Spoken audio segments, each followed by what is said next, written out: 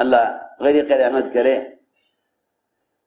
علامہ اقبال کو 2 ہی لفظوں میں بتا گئے کہ کافر اور مسلمان میں فرق کیا ہے۔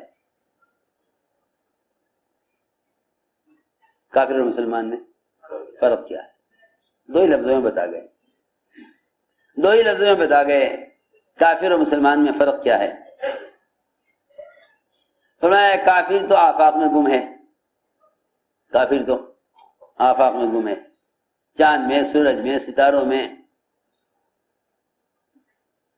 کافر آفاق میں گم ہے، چاند میں، سورج میں، ستاروں میں، دریاؤں میں، پہاڑوں میں۔ یہ چھوٹا سا ایک نظام ہے، یہاں تک کافر کی سوچ ہے، اور وہ اسی کو منتہا قدرت سمجھتا ہے کہ بس یہ ہے۔ اور مومن کے تو اندر آفاق گم ہیں، مومن کے اپنے اندر آفاق گم ہیں، کافر خود آفاق میں گم ہے، کافر خود آفاق میں گم ہے۔ میں نے عرض کیا کہ وہ سمجھتے ہیں کہ قدرت کا نظام یہ ہے جو ظاہری نظام ہے۔ کیا بتاؤں، غیروں کی تو رسائی نہیں وہاں تک جہاں سے اللہ تعالی کی قدرت اور اس کی حقیقت کی ابتدا ہے۔ وہ تو نظام کائنات کو ہی اصل سمجھتے ہیں۔ تو ہم نے عرض کیا کہ اللہ تعالی نے مبتلا کیا ان 3 آدمیوں کو جو غار میں داخل ہوئے اور چٹان نے راستہ بند کیا۔ یہاں دیکھنا یہ تھا کہ یہ اس نقصان سے بچنے کے لیے کیا تدبیر اختیار کرتے ہیں، نقصان سے بچنے کے لیے کیا تدبیر اختیار کرتے ہیں۔ یہ امتحان تھا کہ کیا یہ اللہ تعالی کو کسی سبب کا مشورہ دیتے ہیں یا اپنے اللہ کے درمیان کسی سبب کو ذریعہ بناتے ہیں، یا اللہ تعالی سے دعا کے ذریعے کوئی سبب مانگتے ہیں جس سبب سے یہ چٹان ہٹے، جس سبب سے یہ چٹان ہٹے۔ انبیاء علیہ السلام کو بھی اللہ تعالی مبتلا کرتے ہیں دیکھنے کے لیے کہ دیکھنا یہ ہے کہ یہ اس ابتلا سے نکلنے کے لیے کیا راستے اختیار کرتے ہیں، ابتلا سے نکلنے کے لیے کیا راستے اختیار کرتے ہیں۔ چنانچہ یہ تینوں آدمی جب غار میں پھنس گئے اور نکلنے کا کوئی راستہ نہیں تھا اور موت کے سوا کچھ نظر نہیں آتا تھا، ان میں سے ہر ایک نے اپنا عمل پیش کیا، ہر ایک نے اپنا عمل پیش کیا۔ ایک نے معاملات میں احسان کا، ایک نے اخلاق میں احسان کا، ایک نے معاشرے میں احسان کا، معاشرے میں احسان، ایک نے معاملات میں احسان کا عمل پیش کیا۔ مزدور کی مزدوری سے جتنا مال تیار ہوا سب اس کو دیا، والدین کے لیے ساری رات دودھ کا پیالہ لے کر کھڑا رہا، چچا کی لڑکی سے خلوت چاہتا تھا، جب موقع ملا تو خلوت میں زنا نہ کیا بلکہ اس کو احسان کیا اس پر کہ اس کو مال دے کر اس پر احسان کیا، حرام سے بچ گیا۔ تینوں نے اپنا عمل پیش کیا۔ یہاں ذکر کا، تلاوت کا، تہجد کا، عبادت کا، حج کا، روزے کا کوئی عمل نہیں ہے۔ معلوم ہوتا ہے کہ سب سے زیادہ قوت ان اعمال میں ہے جو اعمال تمہارے مخلوق کے درمیان میں ہیں، اور سب سے زیادہ حالات مسلمان میں جب آئیں گے جب یہ اپنے مخلوق کے درمیان کے معاملات کو بگاڑیں گے۔ معلوم ہوتا ہے کہ اتنی قوت ہے اخلاق، معاملات اور معاشرے کے اعمال میں کہ وہ اعمال چٹان کو اللہ کے امر سے ہٹوائیں، چٹان کو اللہ کے امر سے ہٹوائیں۔ دیکھو میری بات توجہ سے سننا، ہم دعا مانگتے ہیں اللہ سے اسباب کے راستے سے، اے اللہ اس وزیر کے دل میں ڈال دے کہ یہ میرا کام کر دے۔ اس کا مطلب یہ ہوا کہ تم اللہ سے یوں کہہ رہے ہو کام تو وزیر ہی کرے گا، کام تو وزیر ہی کرے گا، کام تو اسی کے ہاتھ میں ہے، مگر اے اللہ تو اس کے دل میں ڈال دے، تو اس کے دل میں ڈال دے۔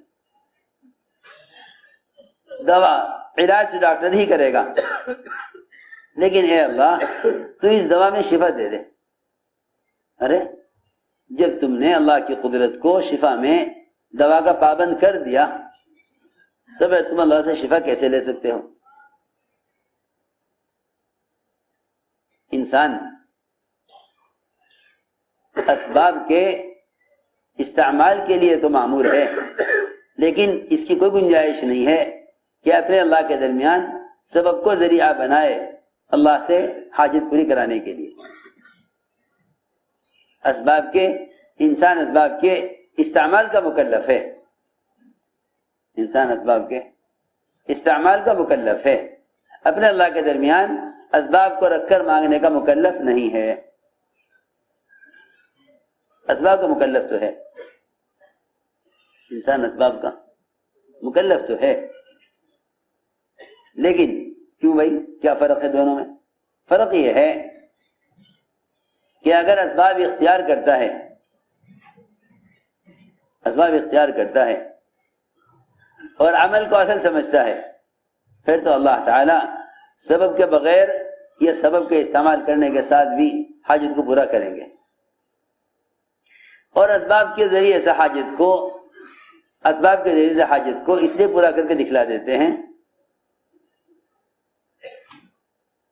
تاکہ اگلی مرتبہ جب حاجت پیدا کریں تو یہ دیکھیں کہ سبب سے حاجت پوری ہوئی تھی، اگلی مرتبہ خیال سبب کا آتا ہے یا عمل کا آتا ہے۔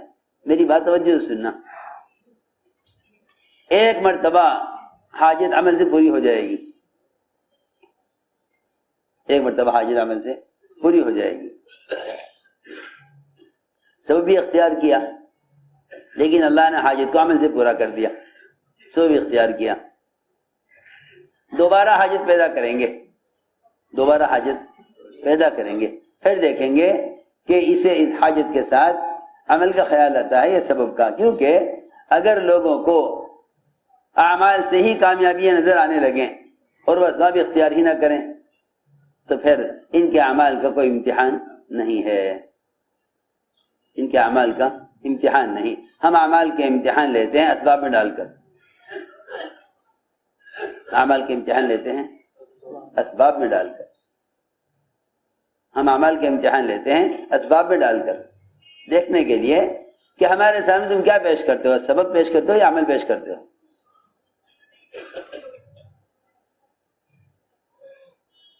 انسان کی حاجتوں کو اسباب سے جوڑا ہی اس لیے ہے تاکہ ہم دیکھیں تمہیں اچھا عمل کس کا ہے، تمہیں اچھا عمل کس کا ہے۔ اسی لیے ایمان ہمارا اور آپ کا نصیب ہے، میری بات کی توجہ سننی پڑے گی، ایمان ہمارا اور آپ کا نصیب ہے، ایمان فرشتوں کا نصیب نہیں ہے۔ کیوں؟ اس لیے کہ فرشتے غیبی نظام کو دیکھ رہے ہیں، فرشتے غیبی نظام کو دیکھ رہے ہیں، فرشتے غیبی نظام کو دیکھ رہے ہیں، فرشتے غیبی نظام کو دیکھ رہے ہیں، اس لیے فرشتوں کا ایمان کوئی کمال نہیں، فرشتوں کا ایمان کوئی کمال نہیں، کیونکہ فرشتے غیبی نظام کو دیکھ رہے ہیں۔ پھر آگے انبیاء علیہ السلام، ان کا ایمان کوئی کمال نہیں، کیوں؟ اس لیے کہ انبیاء علیہ السلام کے پاس وحی آ رہی ہے، اللہ تعالیٰ نے بہت سے نبیوں کو اپنا غیبی نظام دکھلایا ہوا ہے، غیب کی خبریں بھی آ رہی ہیں اور غیب کا مشاہدہ بھی کرا دیا، انہیں غیب کا مشاہدہ بھی کرا دیا۔ توجہ سے بات سننا، انہیں غیب کا مشاہدہ بھی کرا دیا، جنت کی دوزخ کی سیر کرائی حضور اکرم صلی اللہ علیہ وسلم کو، ادریس علیہ السلام کو ساری جنت دوزخ کی سیر کرائی، ان کو اپنی جنت تک پہنچا دیا، ان کو اپنی جنت تک پہنچا دیا۔ وہ سارا غیبی نظام دیکھ رہے ہیں، جبرائیل کا آنا، وحی کا آنا، غیب کی خبروں کا آپ تک پہنچنا، یہ بھی کوئی کمال نہیں ہے۔ تو آپ نے فرمایا صحابہ سے کہ پھر بتاؤ کس کا ایمان کمال ہے؟ صحابہ نے عرض کیا کہ یا رسول اللہ پھر تو ہمارا ایمان کمال ہے، اس لیے کہ فرشتے غیبی نظام کو دیکھ رہے، فرشتے غیبی نظام کو دیکھ رہے، اور فرشتے غیبی نظام کو دیکھ رہے، اور انبیاء علیہم السلام پر غیب سے وحی آ رہی۔ عجیب حدیث ہے یہ۔ آپ میں صحابہ سے کہ تمہارا ایمان کیا کمال ہے؟ تمہارا ایمان دیکھو تو صحیح، عجیب حدیث ہے۔ فرمایا تمہارا ایمان کیا کمال ہے؟ کیوں؟ اس لیے کہ میں تمہارے درمیان میں ہوں، میں تمہارے درمیان میں ہوں۔ اللہ کے رسول صلی اللہ علیہ وسلم صحابہ کے درمیان میں ہیں، معجزات دیکھ رہے، برکتیں دیکھ رہے، کھانے میں برکت، پانی میں برکت، جی ہاں آپ دیکھیں بے شمار برکتیں ہیں، بے شمار برکتیں ہیں، کتنے واقعات ہیں ظاہری خلا مددوں کے۔ فرمایا نہیں، تمہارا ایمان کمال، نہ انبیاء کا ایمان کمال، نہ فرشتوں کا ایمان لانا کمال۔ آپ نے فرمایا کہ کمال تو اور ایمان تو ان کا ہے، صحابہ سے فرمایا جو تمہارے بعد آئیں گے، جو تمہارے بعد میں آئیں گے۔ یہ لکھا علماء نے اس حدیث پر، اس حدیث پر لکھا علماء نے کہ ایمان ان کا کمال ہوگا، ایمان ان کا کمال ہوگا جو بعد میں آئیں گے۔ ایمان ان کے نصیب میں آیا ہے، اصل ایمان بالغیب، غیب کی باتوں پر ایمان، یہ تو ان کا اصل نصیب ہے جنہوں نے نہ غیبی نظام کو دیکھا اور جنہوں نے انبیاء کو دیکھا۔